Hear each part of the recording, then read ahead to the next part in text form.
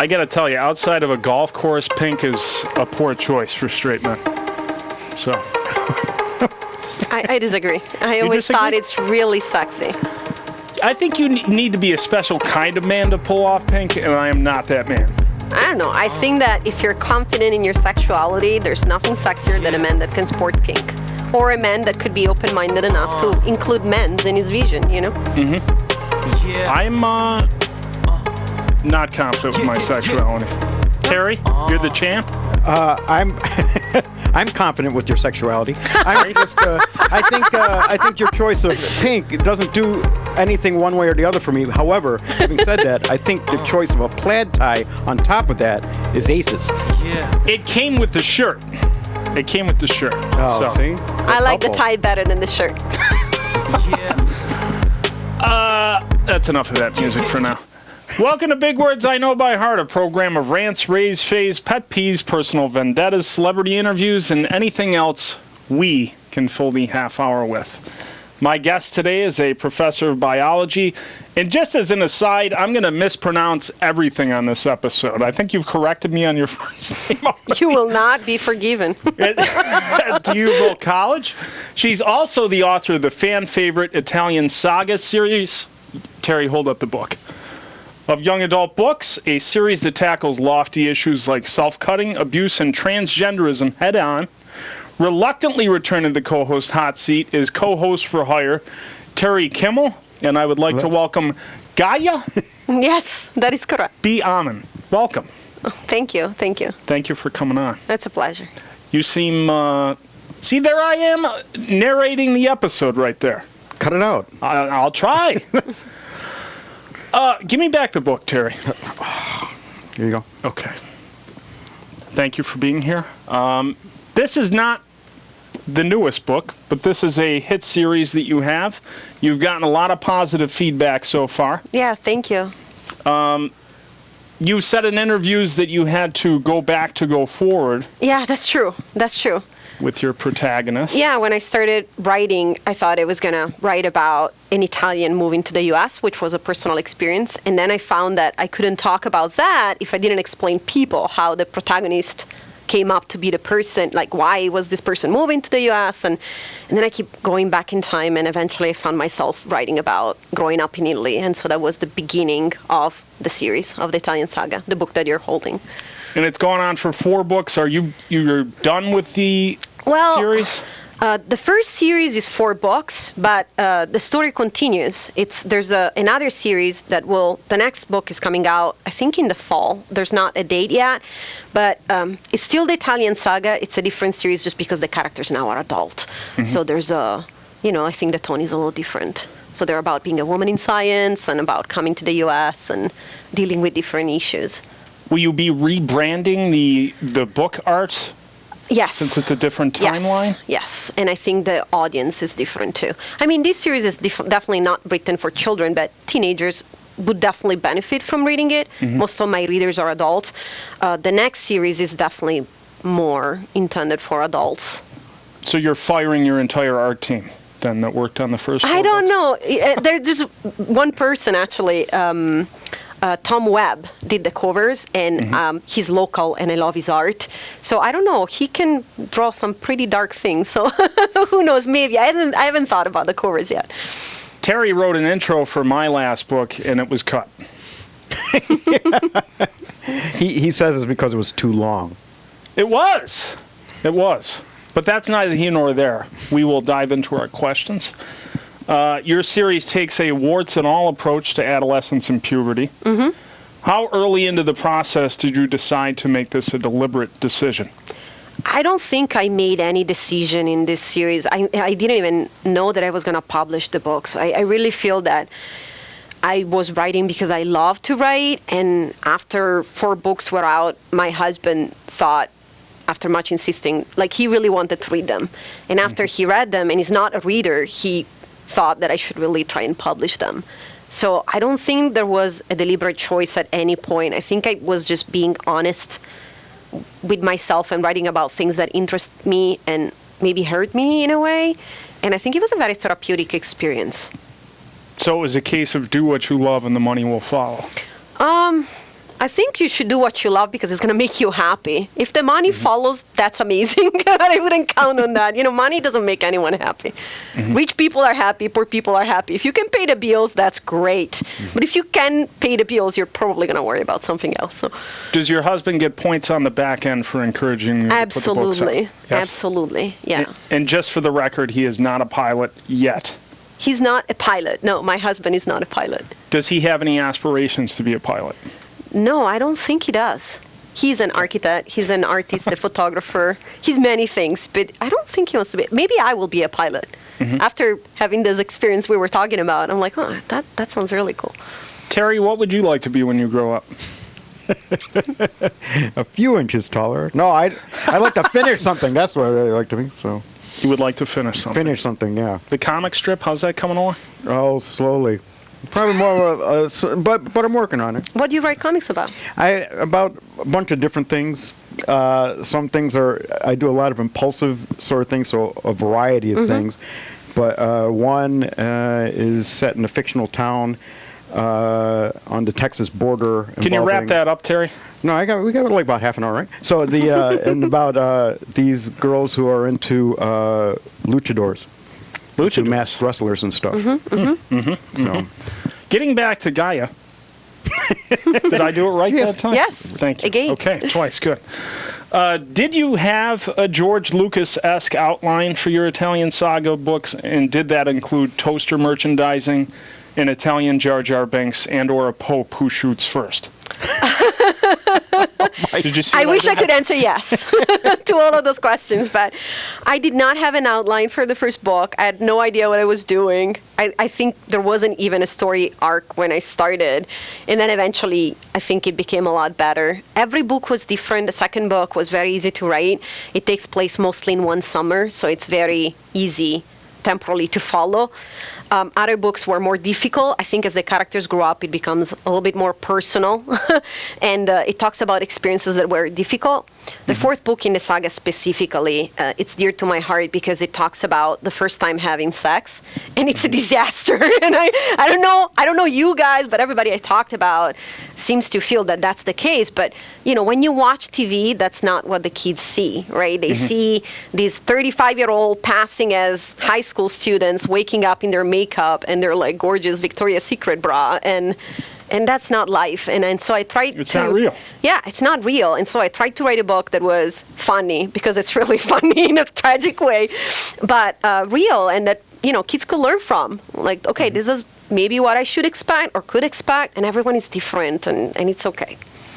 I think it was only the first through the 400th time that was embarrassing and shameful for me. And then when other people got involved, even more so. Fair enough. Fair enough. Thank you, Terry. Thank you for that. In an interview with Yeah Buffalo, you said that your life is a collection of 155 mistakes. What was mistake number 87, and how did that singular mistake shape who you are today? I think jumping on a plane to come to the U.S. was number 87. And at the time I thought I was doing it for my career. I'm not sure that was the case, but I think that life is a series of choices that we make, and the most important ones look like they are the most important ones 15 years later. At the time, I don't think that you realize it or know it. And, we make the best we can, but I don't think it makes any sense to talk about mistakes. I think people do what they think makes sense at the time. The only mistake is not learning from what you did. Would you call doing this show a mistake? Not yet. Let's see how it goes. That's a good answer. I like it. Was it refreshing to work on your one-off book, Linked? The newest Yes. book, Linked, after toiling away on a series, or was it a way to break your block, or both? Yeah, it was very refreshing because it was fantasy, and it allowed me to talk about things like our political situation that I felt strongly about, not in a way that people normally feel strongly about. I mean, yes, I have my idea about, who should have won and who should have lost and this and that, but what really irked me was why people felt so strongly about things that are not true. And you can do an easy search, and you can be like, oh, is this real or is it not? But rather than doing that, they just argue. And Yeah. most times, both sides are wrong. And you're like, no, actually, this happened. Like there, it's on camera, and people are like, me, me, me, me, me, me. And then they just, and it's, I don't know, as a scientist, this blew my mind. And so I wanted to talk about anger, and I wanted to talk about our inability, our failure to communicate with each other, and understanding what matters and what doesn't. You live in a world of facts where most people dabble in opinion. Well, opinion, I respect opinion a lot, and there's a place for that. When If it's people, founded. Yeah, I mean, whenever you refer to facts, those facts better be real. So if you're basing your opinion on facts that are wrong, then why are we talking, Oh, I don't think we're in that world anymore. Well, right. No, for sure we're not. That's no why. longer in that world. That's why it becomes difficult, And when people ask me my opinion on something, I often say, "Well, I need to get back to you. I need to look into this. I don't know. I don't know what's my opinion." But sometimes I have a very strong opinion, and I like to be able to explain why I feel a certain way. Opinions should be researched thoroughly before they're arrived at. Yeah, I get mean, that. and if you're talking, I totally respect religion, for example, and somebody who says, this is my belief, it cannot be proved or disproved, nobody knows, and I'm like, yeah, I'm with you, like maybe, maybe not, who knows. But for other things, I mean, it's hard, to hear somebody having a very strong opinion on something that is not what happened, I suspect that Terry Kimmel is a leprechaun, but I can't prove or disprove it. Yeah, that's your opinion. But it's 2-1, so be careful what you say, because I think he's a lot right. taller than I am. Do we have I'm outnumbered? Yes, That's and right. you have a pink shirt, so. I do. That's right. Wow, taking shots. Coming back. Outstanding. That's I'll a give fact. an applause for that. Is the world suffering? You spoke about having Lita as an imperfect female protagonist. Mm-hmm. Is the world suffering from a lack of imperfect female protagonists since the cancellation of Honey Boo Boo's reality show? I think the world is suffering from the lack of female protagonists, to be honest with you. Altogether? And, altogether, and the ones that are there are very stereotypical. So I think every character is imperfect, but I would like to see trans female characters. I would like to see more gay female characters. I would like to see more asexual female characters. And even not speaking about sexuality, I would like to see people of color, female characters. I would like to see all of these mixed together. Actually, I really enjoyed a TV show. It's called, I think, Sense8, which has a lot of diversity. So there are a lot of different characters with different ethnicities and preferences, and it's a show about empathy. That's no the wonder. Wachowski show on Netflix, right? It's on Netflix. I'm not sure about the director. For me, it started a little slow, but I really enjoyed it because of the diversity. And I do not like a lot of the whitewashing that is happening even now. About there are a couple of big movies that are coming out. One of them being Ghost in the Shell, which is a historical favorite of mine. It's one of the staples of my childhood. And Caucasian protagonists in the movie, yeah, right? which Right. I love, actually. I really like the actress a lot. But ScarJo? yeah, that's funny. I was having a conversation about that nickname in particular just yesterday. But or even Death Note, it was a manga and it became an anime, and it's gonna be a Netflix series, and it takes place in Japan. It's by a Japanese author, and they casted a Caucasian, I can say that right, main character, because they think that Caucasian people want to see Caucasian people. It doesn't make any sense to me. I'm Caucasian. I want to learn about everybody else, right? Sure you do. So, I think diversity in general. And yes, I think about, I'm so bored of princesses, maybe because that's what I was raised with in the Disney era, and now Disney evolved, thank goodness. But yeah, I want to see other realities, other stories. I want to hear everybody's voice. I did watch your Creative Mornings talk, which is also available on YouTube, which you can watch after you watch Big Word's video 36.1 with Gaia's reading of Chapter 1 from An Italian Adventure. Where was I going with that? Oh, and you said that the two biggest influences you had growing up were Catholicism and Disney. Yes, Disney not a great is- combination. Disney is sort of getting away from that Yes. mold, though, Yes, which is nice. it is. So there's more diversity, and yeah, but at the time when I grew up, which was 15 years ago, obviously not, but a long time ago, it was all princesses waiting to be rescued or to be saved or to be woken, and moms were always terrible. Did anyone ever notice that? Well, stepmoms. Now that I always think seemed about Because it, the real yes. mom is dead or dying. right. Or killed. dead in the first 5 minutes. Yeah. But Yeah. I think But that anyway. wasn't it a lot because a lot of his stories he kept digging up was like the old fairy tales, right? So they seem to Yeah, use that as I a think model. you're right. And I so, think you're correct. So I mean that source material always seemed to be going to that well. There. You know, That's so true. That's true. It's a very salient point, Terry. Thank you for that. Yes. Speaking of the Creative Morning Symposium on Love, you equate a romantic crush with cocaine. Yes. Is it safe to equate my infatuation with Kristen Wiig to the rush I get from a movie theater size 196-ounce Mr. Pibb? I think comparisons are always safe, Okay. unless you are afraid of the reactions of the people around you. But Okay. And so that question went flat. you know why? That Because was it a was misfire. because it was a minute long for you to get the whole damn thing out. I'm impressed though. I'm impressed by how many words you try to get into these You questions. are not allowed rebuttals, sir. It's an observation. It's not a rebuttal. Don't poke the bear. You cite Neil Gaiman as one of your favorite authors. Neil Gaiman, yes. Neil Gaiman. Does this mean you're a Sandman fan? I know now that you are. And if so, how do you feel about the Joseph Gordon-Levitt-led films currently in production? Okay, wait. So The Sandman, you said? So I loved Sandman when I was a teenager in the 90s. So this is a graphic novel. And I honestly thought the story was a little slow and boring, but I had a crush on the Sandman. But I was in high school at the time. And that's how I met Neil Gaiman. And then I moved on into reading some of his books. And then I discovered that he's also a director. And Mirror Mask is one of my favorite movies. And I really admire him. I think he's one of the few artists that didn't burn out. It seems that he always has something to say, and he does it in his own way. And I love his creativity and his trim way of explaining very complex and vivid creative realities. And what was the other half of the question? It's a long damn question. How do you feel about the Joseph Gordon-Levitt-led films currently in production? I have no idea what films these are. What are they? They're making a Sandman series. Oh, Joseph exciting. Gordon-Levitt, who looks like a 12-year-old boy at Okay. 35, is going to be the Sandman. I don't know. I haven't heard about this, but now I'm going to be very excited and look it up. Yeah, but I didn't know about it. I always wanted Tim Burton to take those over. Yeah, that would have been good. Would have been perfect. Yes, agreed. Between molecular biology and creative writing, do you feel like you tickle both sides of your brain?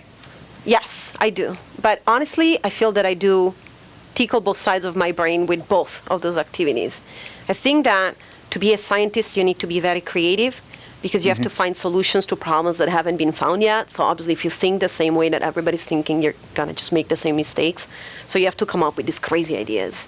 And, you know, it goes from biologists making Play-Doh snakes to see, to answer a predatory question to molecular biology and trying to cure cancer or even just make it a little bit better.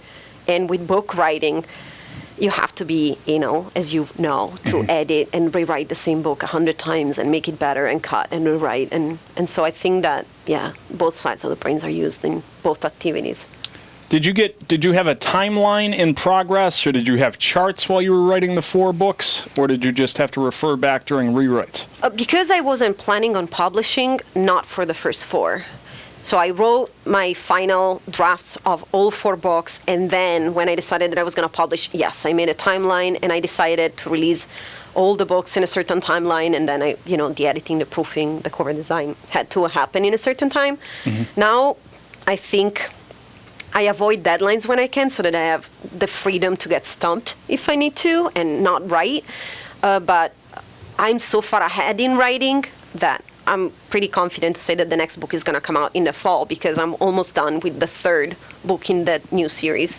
Much like Chuck Palahniuk, who you like, I do like. you need to start banking some of those books. If they're done, just put them in a safe deposit box and then stagger them out so you can get the maximum That's what I'm cash. doing. That's what I'm doing. So I think that from now on, at least for the Italian saga, they're going to come out.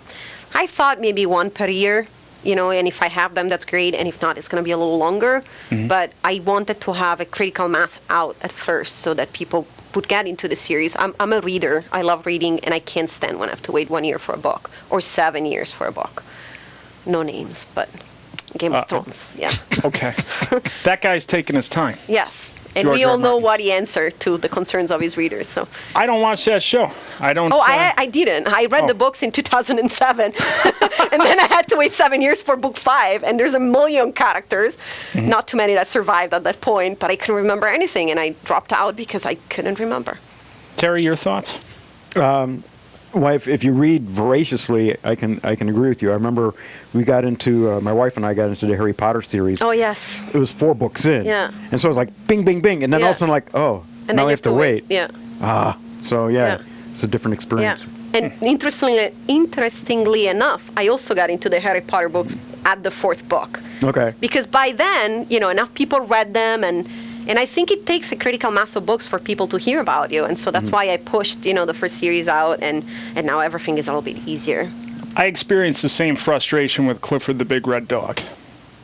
Is that a book that you wrote? No, Clifford the Big. That joke went nowhere too.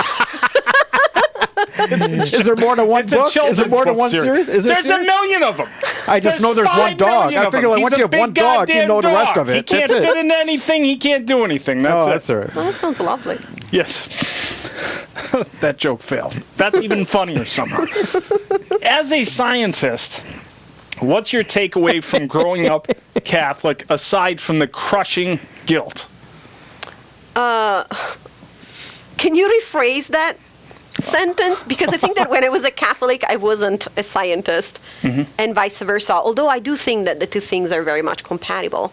I just so happen not to be a Catholic anymore, but I do think that there are so many things we cannot explain that does not mean that they're real or not real. Like there are people that can do strange things like spoon bending, and it's been demonstrated. I'm pretty sure there was an article, I think it might have been Nature, some big journal like that, where they had one person meditating in a room and they had a laser beam in the room close to them, and they could change the direction of the laser beam. How? But it's a fact that happened, And don't quote me on it because it was something similar, and I You don't want heard it to here give first. alternative facts, but but I'm pretty sure Gaia that it was says. something of the matter. So I do think that there are things that happen that we cannot explain yet. But many years ago it was thunder or lightning, and we're like, oh, the gods are angry, and maybe now it's bending spoons, but We could be 10 years away from it, from understanding it, perhaps. yeah, maybe 6 months. Who knows? Could be. Alternative facts. Alternative facts. As a scientist, that was the question I just asked. God damn it. What techniques as a professor do you take with you to your book readings? Do some of those skills translate over? From teaching to writing, well, or from teaching to- writing to teaching? From teaching to giving a reading publicly. Well, yeah, I think there's a lot of theater involved. As I didn't know this going into teaching, but it's really hard to keep engaged teenagers or like college students for an hour or 2 hours. So I think it really becomes I need to have fun so that they can have fun. If I am bored, they're bored. And it's the same with books. If I read one of my chapters and I'm skimming through, I need to cut it because I have to be into it and engrossed into the feeling. And I know by heart what's going to happen. But if I get the feeling, it's almost like a rush, a drug-induced rush. Not like I knew what that feels like. But it's like you're high on the feeling. It's like watching a TV show, or a movie that makes you cry. Even if you know what's going to happen, you love watching it over and over because it elicits emotions into you. So I do think that, yes, is the same way. So I think that in teaching it's important to have a passion for teaching and to have fun while doing it. You can tell when you're there and when you're engaged versus Yes. when you're not. Yes. So you're saying if you're phoning it in, the students are going to pick up on that. Yes. Okay. Absolutely. Terry, what preparation did you have with an hour and a half to be on the show notice? I washed my hair. That was that was it. Doing remodeling today, so that was it. Will you be picking up the Italian Adventure series on Amazon? Also available on Audible Yeah, and on Kindle. and on Kindle. Available everywhere. Very cool. I mean, it sounds really interesting. Start writing a check, Terry. This is a horrible science joke that came up during research, so I apologize for it because it's so bad. Where do hippos go to university? I don't know. Hippocampus. Oh, actually, I did knew that. It just I did know hurts. that. It hurts it so bad. A coworker of mine, she teaches neurobiology. She has it illustrated in her office. That's why I knew that. Dear God. Yeah. I get the impression with you that you don't necessarily have a routine for writing so much as you're writing all the time. Yes, that is true. That's exactly it. As soon as I have a minute in between classes, waiting at the airport, I pull out my computer and I write. And most of those words are going to be deleted eventually, but yes, that's exactly what I do. That's one of your blisses. Yes, Fascinating. I love it. And as an Italian immigrant, do you plan to obtain citizenship in the U.S., or would you rather have an easy exit plan? Well, I can keep both citizenships. Dual? Yes. So I plan to do that or on doing that. It's just that once I apply, I think I cannot leave the country. Typically, as you change your status, you cannot travel. And so because I travel a lot, it's been hard. So I've been eligible for many years, but I think I'm going to apply this summer so that I can vote. And is your husband from the States? Is he from Italy? He's from the States, though I got my green card based on scientific merit. So I met him right after I got my green card. Damn. How did you two meet? We were neighbors. Really? Yeah. So he was renting across the street from the house that we live in now. Wow. That's law of proximity right there. Yeah. Terry, how'd you meet your wife? We were both employed at Cardinal O'Hara High School. When was that? 100 years ago? How old do you think I am? That was in '96. I was a part-time art teacher for 1 year, and then they found out I was really bad at it. But I met my wife, so it worked out. So yeah. It was worth it. Sorry, Yeah, I just there's noticed a- that you have a Totoro T-shirt, and it Is it? makes me so happy. Oh, good, good. What is it? Oh, you don't know Totoro? You don't know? What is My it? Neighbor Totoro? Hayao Miyazaki is an old movie, one of the first that he made. He's a really famous Japanese director, very creative, magic realism type of. Did he And- do Spirited Away? Yes. Yes. That was a Yep. more commercial. Sorry, I sound like an angry old lady, but yes, he did that too. But My Neighbor Totoro is one of the best ones. Howl's Moving Castle. Yep. Manga is very, and I probably mispronounced that too. Manga, but Manga. that was There not we a go. manga though. He makes movies, so it's anime, I guess. That's right. Or yes. movies. Yeah. Yeah. Anyway. It's very intimidating because there's so much of it. Like horror, I don't know, there's maybe one good movie out of 45. I can tell you all of them, so you don't have to fumble in the dark. So you're saying go see Spirited Away. No, go Howl's see My Moving. Neighbor Totoro. Yep, that's right. And he did one anime and one manga, the Nausicaa thing. Oh, that's true. He did I own it, both. actually. Yeah, that was kind of good. Yeah, so. Of course. I know that too. That manga's man. Well, I'm more just not- in several actually. There was Yeah. the manga. It was Nausicaa, the Valley of the Wind, and then there was the Princess Mononoke. I think. Yeah. I'm not sure. Oh, really? I don't know if there was a manga of that too. But anyway, we're digressing. Hopefully, the North Park will run one of those. Oh yeah, They usually do. I think they played did that. Yeah, several. they played. Yeah. They had Totoro T-shirts there. Is that where you got your T-shirt? No, online. Usually, like just go to these crazy T-shirt places, Mm-hmm. with all these fan designed shirts. You should have gotten a larger size. You know what? You don't like the sexy sausage look? I do. See, there you go. I See, think it's great. sensual Italian. There you go. See. Guy, I would like to thank you for coming on the show. Anytime. It was a pleasure. Do you have any parting thoughts for people new to your work? As in writing, you mean? Or just, plugs? You could say, go out and get all my books. That kind of thing. I won't say that. I would just say go out and be yourself, and rather than try to be somebody else, educate people as to why they should like you the way you are. I think that's, and buy my books, sure. But Watch that fountain top of- stare at you. You're a fountain of positivity. What's your secret there? I think that all the worst possible things happened to me, and I survived. And now I'm like, yeah, you know what? That's not so bad. And maybe it could have been worse. I mean, don't get me wrong, but It doesn't get any better than that. I will see you all in a week, folks. Terry, I should give you. You got 10 seconds, Terry. Oh, I thought you were going to offer me something. Isn't it just time? Here's Are they the gonna give me a home big hug version or of the something? game. What do you They're think gonna- I have? I don't know. It's I would always like to give you this I try not to commemorative- prejudge anything that you say. I was like, that's what makes you so interesting. Interesting. Thank you so much for coming through in a pinch, Terry. Sure, Terry? no problem. Gaia, thank you for doing this. And again, Big Words video 36.1. Look it up, watch it. See you in a week, folks. That's a dating game reference. Is it? Every game show. That's it. That's right. Oh, yeah. I don't. What am I going to do with Carol Burnett? No. Did he? That's right. So we'll never know if he was a